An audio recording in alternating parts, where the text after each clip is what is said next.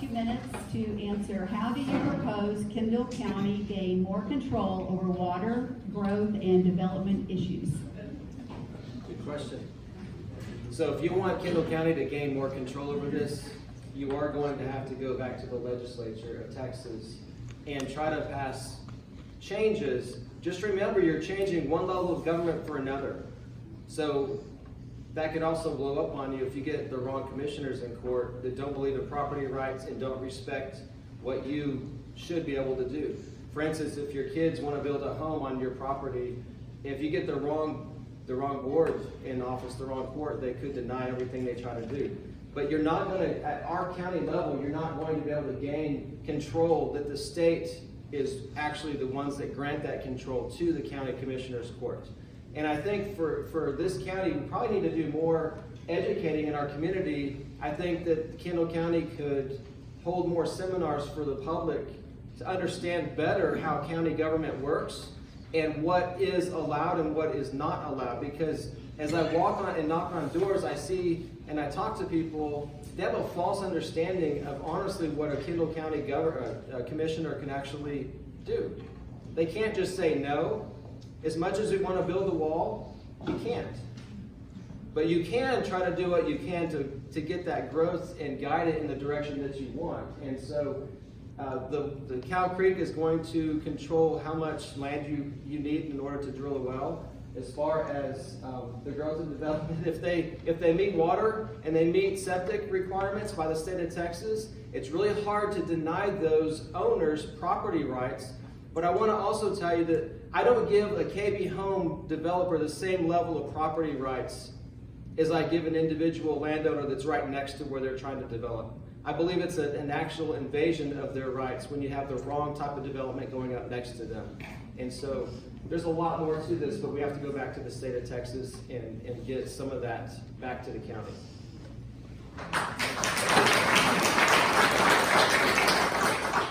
I fear this is another one. Y'all are going to hear the same thing over and over.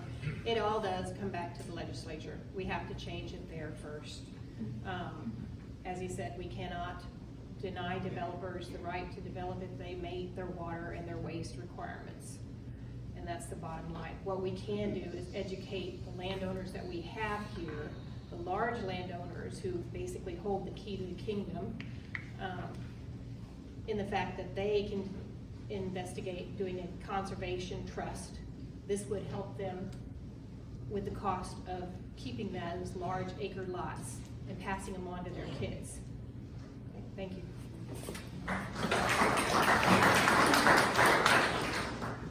Collaboration and partnerships. At least the first two candidates talked about going back to the legislature. I've worked with the legislature. The problem that Kendall County will have is that we'll have a new legislature, and even today, we do not know who that is, whether that person has Kendall County's best interests at heart when they take office, and whether they'll be able to file a bill or they'll be willing to file a bill that supports us. It could be as late as 2025 before that happens. I think we need to work closely with surrounding counties that have similar problems, work with those county governments, those legislatures, and see if we can introduce legislation that makes a real impact to give us teeth to solve our development problems.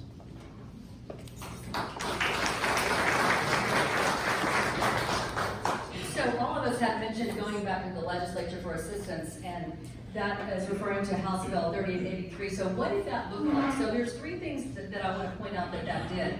And it would have been voted on, by local control as well. Put into place lot size restrictions, require adequate water supply prior to a subdivision development, and then recoup infrastructure costs in the way of fees paid by developers. So I think those three things would be important. And so whenever we can go back to do that, we should.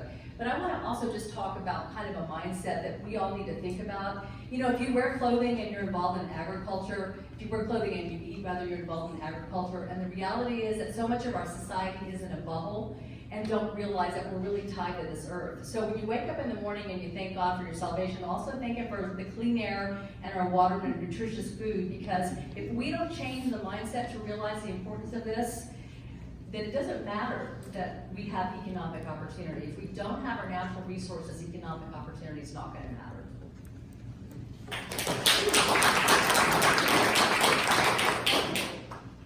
I'd like to say, I think Gary hit the nail on the head, the difficulty of dealing with the legislature. Those of us who've made trips there trying to influence how legislation gets done understand the difficulty in doing that. I'd like to bring up one example of something we did in my city.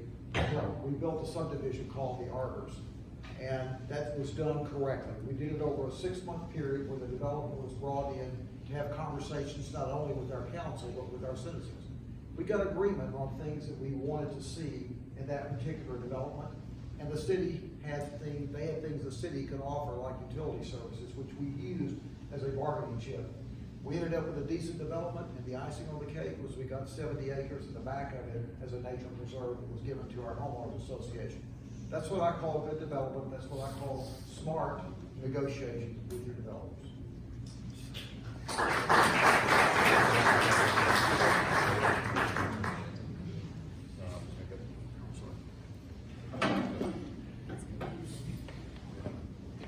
On the water issue,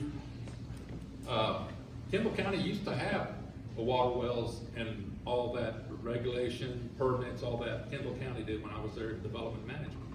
It changed approximately in 2002. The voters of Kendall County voted in the Cow Creek Groundwater Conservation District. And so they all switched to them. At first, when they first started it, the commissioners were also the directors for Cow Creek. And they got an AG's opinion on that, and that ended that, so they had to create a board for Cow Creek. That's just a little information.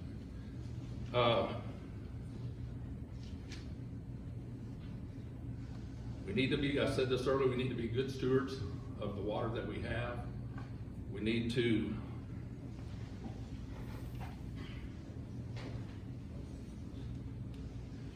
gotta get a little closer, I can't read. It's almost time. Okay, it's time, sorry. Thank you.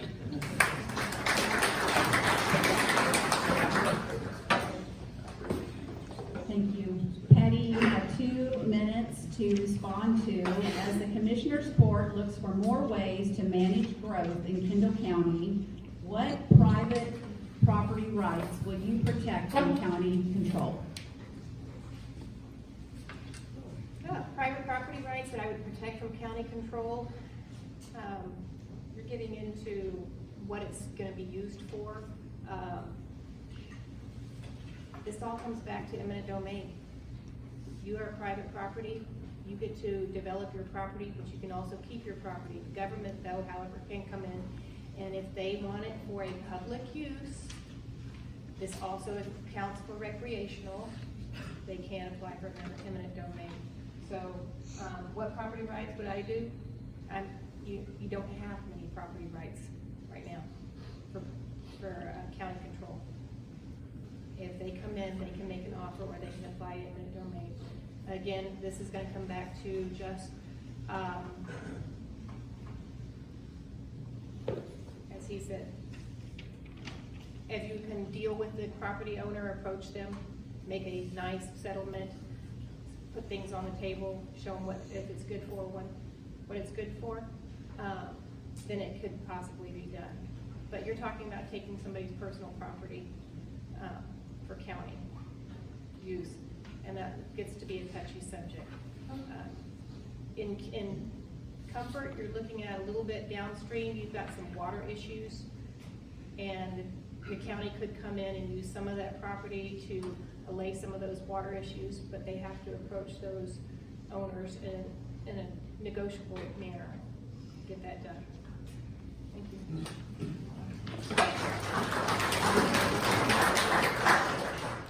Well, that's a tough one because we've already discussed how limited control the county really has, or how limited the decision-making process is for the county. And then in the previous question, we talked about wanting to go back to the legislature and get some teeth into what the county can and cannot do. I'm a victim of eminent domain from TxDOT, and certainly I don't support that. I think property owners, though, should be brought to the table if they're looking at land, large improvements on their land. Come to the table, lay out their development plan, and how that impacts their neighbors, so that we have a collaborative discussion about what that could be.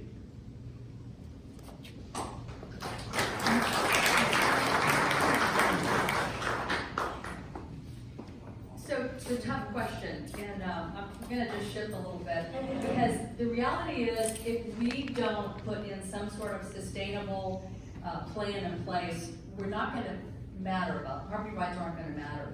I mean, addressing the water availability is a complex issue because our rivers and aquifers are already over allocated. So the GBRI Western Canyon project, for example, has been allocated. There's no more water coming. There's 4,000 acre feet that might come back from soils in 2037, but that's not definitely coming back to Kendall County. That's up for grabs. So it's way past time for a very conservative approach to planning and a new way of thinking about water use, and conservation is key, I mentioned already. We need to, again, work with the Cow Creek Conservation District, stress education for water conservation, and prohibit small mom and pop wastewater plants from popping up. Also, one-off muds and pits, these special districts. It's very complicated. Thank you.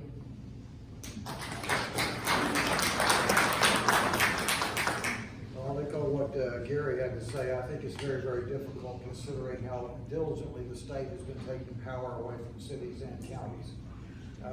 I've told you already my beliefs about eminent domain. I try to avoid that. I consider that a last resort. You've got to have a very compelling reason needing to do that. And I'll give you an example of representing or respecting property rights in our city. Many of you know we did annexations to bring the ETJ into our city limits so that we could have zoning regulations in place. One of the tools that was available to us, which we used, was for properties like horse farms that had ag exemptions on them. They were qualified to do non-annexation development agreements, which basically allowed them to continue doing what they've been doing for as long as 45 years. We had a number of the properties that were in those areas that we agreed not to annex them, and they continued doing it. I was happy with that because they add a lot to our city. Thank you.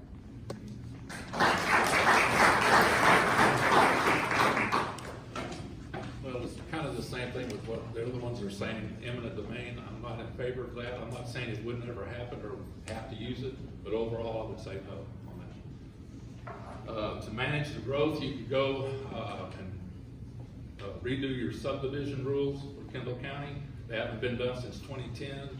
So there's things that you could put in place there, you know, like you say, limited size of your lots or control like that, whatever to help on water. But one thing, back when we were doing the subdivision rules in 97, some people said, let's do big lots, let's do 10-acre lots. Well, you gotta think from the developer side, they will say, well, man, I can't make any money cutting this in 10-acre tracts.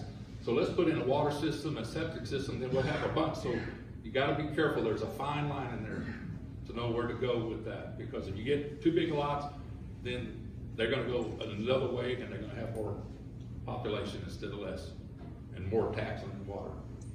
All right, thank you.